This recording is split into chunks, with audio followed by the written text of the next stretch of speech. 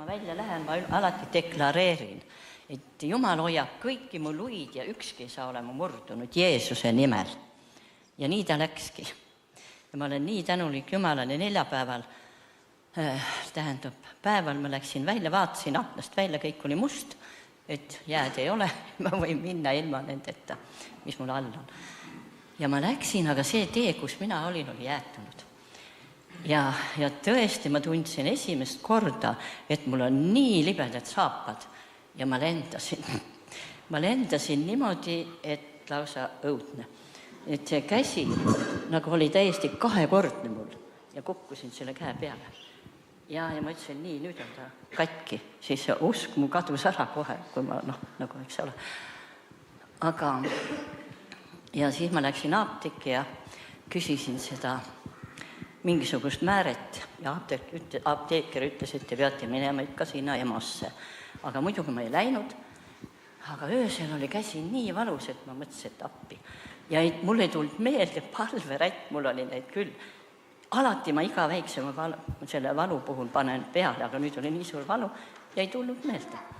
No vot, ja siis ma kannatasin selle öö ära ja siis läksin umbes kella 1 aeg päeval, läksin EMO-sse, istusin seal 4,5 tundi ja mõtle, mul ei olnudki luu katki. Ma olin täiesti kindel. Ta oli täiesti tagurpidi ja nii valus ja kõik. Ja nüüd on mul täiesti niimoodi, et ma, muidugi raskeid asju ma veel teha ei saa. Aga selle väikse paari päevaga on ta nii läinud. Arst ütles, ma ei tohi pesta, sauna minna ja midagi ja tükk aega. Ja nii ma siin olen. Ja tänu Jumalale tõesti palverett, iga öösel on palverett peal. Ei ole mul vaja neid mingisugused valuvaigistid ega midagi. Nii, ja siis, ja nüüd ma tahan ühe asja veel öelda, et ma olen tõesti kukkunud. Ma ronin igale poole.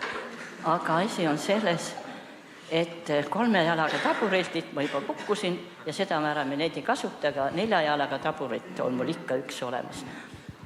Ja sellega ma ronin siis ülesse ja poeg riidleb muga küll, et ei tohi niisugust asja teha, aga kus ma võtan selle redel on teises toas, see on taga ja ma pean nüüd hakkama redelit tassima, see on kööki.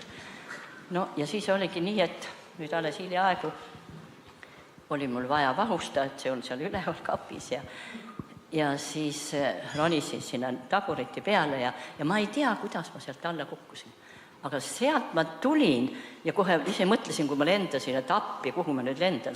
Mul ei ole ruumigi seal köögis kuskile pikale eita.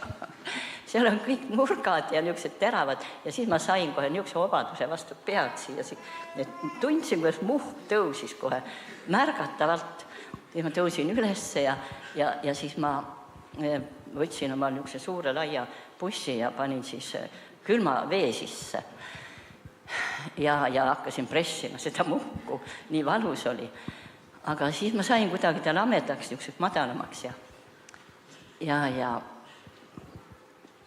ja kõik sai korda. Aga kopsu koht oli veel nii valus. Tükk aega need roidid olid valusad. Ma lendasin kohe tõesti selili ka. Ikka kuskil ma leidsin üks koha.